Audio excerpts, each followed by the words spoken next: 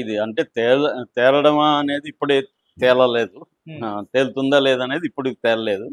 అంటే బేసిక్‌గా ఏందంటే మార్చి 15, 2019 జరిగిందిది. హ్మ్. అర్ధరాత్రి తర్వాత జరిగిన హత్య. అంటే 6 ఏళ్ళు అయిపోయింది.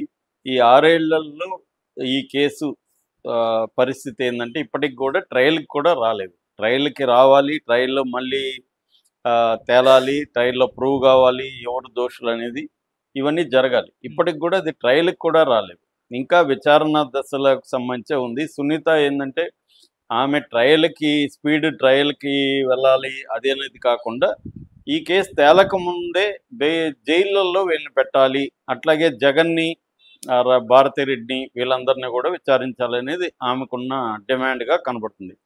ఎందుకంటే ఇప్పుడు మన లీగల్ సిస్టమ్ ఎలా ఉంటదంటే, ఒక క్రైమ్ జరిగినప్పుడు అది ఏ రకమైన ఫైనాన్షియల్ క్రైమ్ గావచ్చు, లేకపోతే ఫిజికల్ క్రైమ్ గావచ్చు, ఏ రకమైన క్రైమ్ అయినా ఆ క్రైమ్‌కి సంబంధించి ఏందంటే ముందుగా విచారణ ఇన్వెస్టిగేషన్ ప్రాపర్‌గా జరగాలి.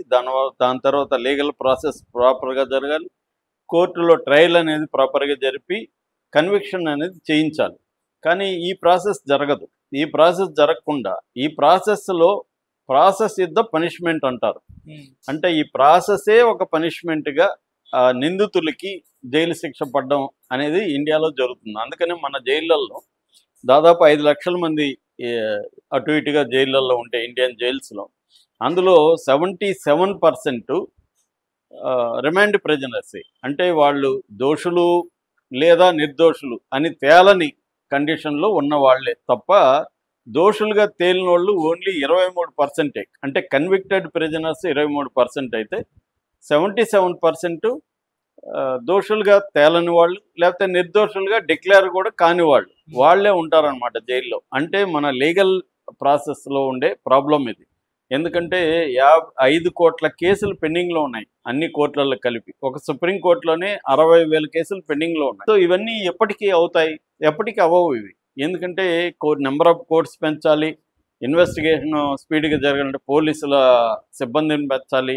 వీటన్నిటి మీద ఇన్వెస్ట్ చేసే పరిస్థితి సెంట్రల్ గవర్నమెంట్‌కి లేదు కాబట్టి, సఫర్ అయ్యేది బలహీనులు అవుతుంటారు. అది బలహీనులు అంటే సామాజికంగా, ఆర్థికంగానే కాకుండా పొలిటికల్‌గా కూడా బలహీనులు. హ్మ్. అంటే అధికారంలో ఎవరుంటే వాళ్ళు బలవంతుడు. ప్రతిపక్షంలో ఉండేవాళ్ళు పొలిటికల్‌గా బలం. వాళ్ళకి డబ్బులుంటది, సామాజిక పరపతి ఉంటది, అన్నీ ఉంటాయి. కానీ పొలిటికల్ వెండెట్టాలో వాళ్ళు అధికారం లేదు కాబట్టి, ఇప్పుడు కేజ్రీవాల్‌కి అన్నీ ఉన్నాయి. డబ్బుంది, పరపతి ఉంది, అన్నీ ఉన్నాయి. కానీ ఆయన 6 నెలలు జైల్‌లో ఉండొచ్చాడు.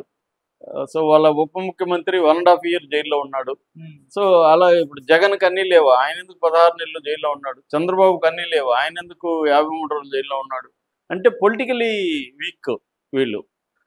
సో, ఇలాగా సామాజికంగా, ఆర్థికంగా, పొలిటికల్‌గా వీక్‌గా ఉన్న వాళ్ళే జైళ్ళలో ఉంటారు. ఏది ప్రాసెస్‌లోనే శిక్ష పడకుండా.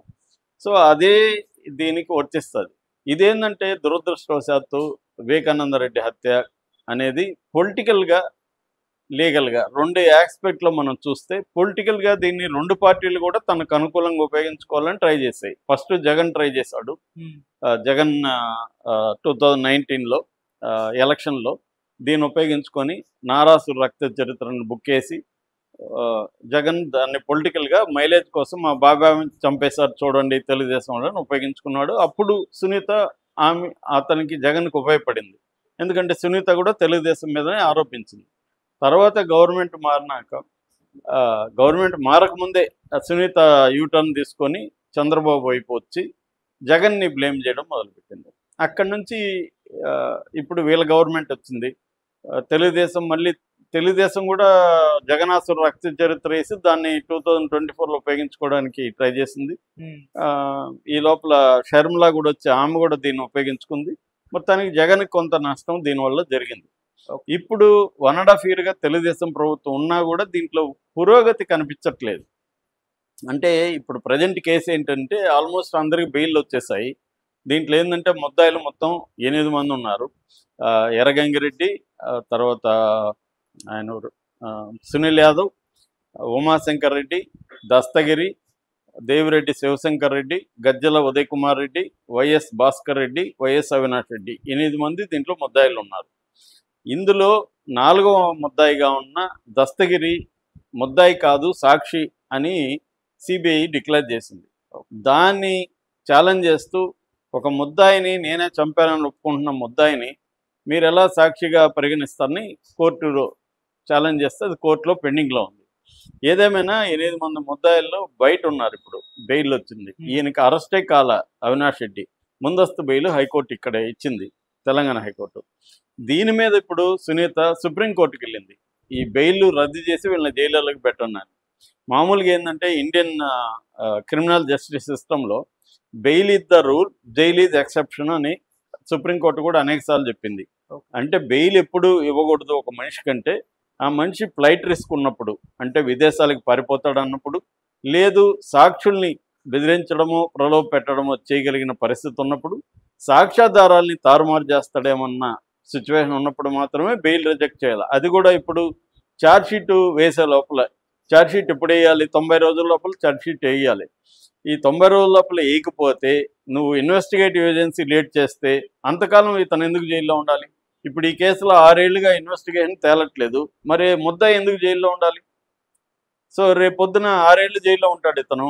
రేపు ఇతను నిర్దోషిగా తేలితే ఈ 6 ఏళ్ళు ఎవరిస్తారో అతనికి? ఇప్పుడు సాయిబాబా 95% వికలాంగుడు, 10 ఏళ్ళు జైల్లో అండా సెల్లో ఉన్నాడు. తర్వాత